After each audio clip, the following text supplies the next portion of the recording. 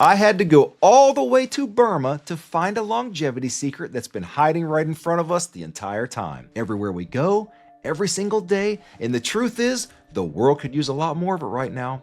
I wasn't even looking for it. I was deep into my travels, doing what I always do, tracking down the people who live past 100, asking the same questions, looking for something measurable: food, movement, routine, or even environment. But something kept pulling my attention away from all of that. The people living the longest didn't move like they were fighting time. They moved like they were friends with it. This is where that lightness came from them. An ease, a warmth you could feel before anyone even spoke. And the longer I stayed with them, the more I realized this wasn't something unique to Burma. I had seen it before on other continents and other cultures, spoken in other languages, different places, same energy. And here's the part that stopped me in my tracks. What I found, immediately I wanted in my own life. I didn't analyze it, I didn't debate it, I just took it with me, and over time, I've watched it change. How I showed up, how I aged, and how I moved through the world. Today, I want to give you that same gift. In the years, it will quietly add to your life. Welcome to the Fountain of Youth. I'm Leon, and I've dedicated my life to extending yours. Let's add some years. I first caught scent of the secret when I was actually in Bangladesh. I kept hearing whispers about this Burmese village, locally known for incredible longevity, people aging slowly, almost suspiciously well. So of course I had to go. The village sat just outside of one of the oldest historic sites in the region, the Pew Ancient Cities, estimated to be over 2,500 years old, and that alone got my heart racing. Ancient land tends to teach modern lessons, but nothing prepared me for what I walked into. The village was not just functioning, it was alive, and elders were in full operation. Elderly men and women running daily life, laughing in the streets, moving with purpose, not tucked away, not taken care of. They were the caretakers. I was greeted with joy immediately, not politeness, not curiosity, but a real feeling of joy.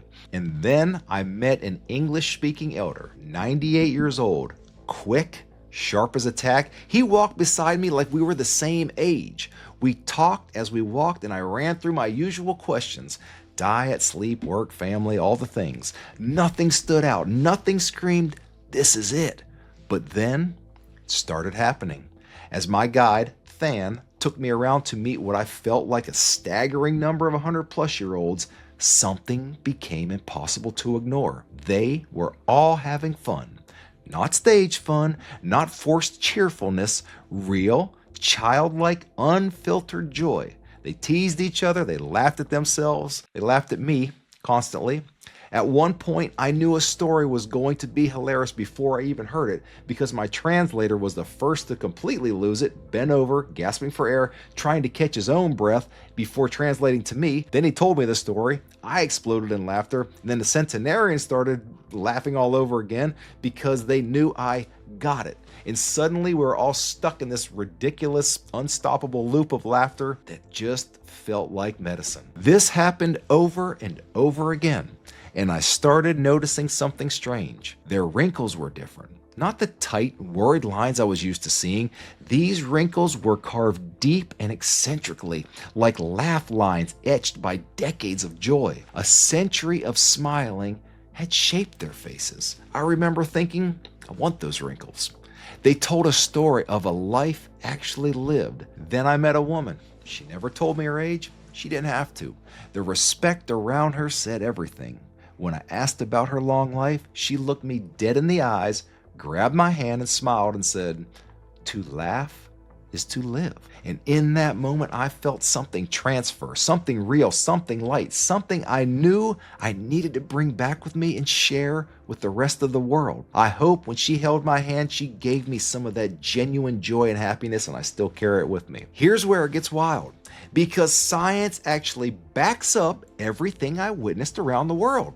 Research shows that genuine positive emotion lowers chronic cortisol levels, the very hormone that keeps our bodies stuck in survival mode. Joyful state doesn't just feel good, they actively reduce systematic inflammation, one of the biggest drivers of accelerated aging. Laughter boosts immune function, improves circulation, and sends ripples of vitality through our entire body. Every simple thing, this playfulness, the kind we often abandon as adult, improves cognitive flexibility, helping the brain stay sharp and adaptable. And people who stay lighthearted tend to recover from illness faster, almost as if their mindset becomes part of their medicine. We also know that chronic stress ages us at a cellular level, fraying the ends of our DNA like worn shoelaces. And laughter, unbelievably, helps reverse that trajectory. It's one of the few interventions that works instantly, costing nothing, and compounds over time. So if you want to tap into this longevity lever, make humor something you seek out and purpose. Surround yourself with people who make you laugh without effort. Give yourself permission to stop taking everything, including yourself, so seriously. Move your body in a way that feels playful instead of punishing it. Let your joy be something productive, not an afterthought. And above all, protect that inner child like it's medicine, because in a very real way, it is. I don't want to overcomplicate this. If you're searching for the cup of life, that thing that keeps people vibrant, youthful, and alive far longer than expected, it's laughter. Real laughter. Out loud, often. The kind that loosens your grip on time and regrounds you. The kind that reminds your body this is safe. The kind that tells your biology we're still playing, so we're not done yet. Every centenarian I sit with makes me laugh hysterically. Every single one of them. They don't cling to stress. They don't hoard seriousness. They move through life lightly. Be happy. Laugh as much as you can. Be a child. Be light in the darkness. Radiate that joy. Don't carry stress or spread to things that aren't joyful. Multiply happiness and multiply life. If this resonated with you, stay here. I'm asking you to subscribe. Stack the knowledge I give you, compound it, and join me on a longevity journey that's gonna pay dividends. You've got to watch my next video because we're diving into another overlooked habit that quietly adds years to your life. Your 100-year-old self yearns and desire the laughter you are gonna feed it. As always, thank you so much for watching today. I've got more content that's getting us and the people we love into our 100s. I'll see you in the 3000s.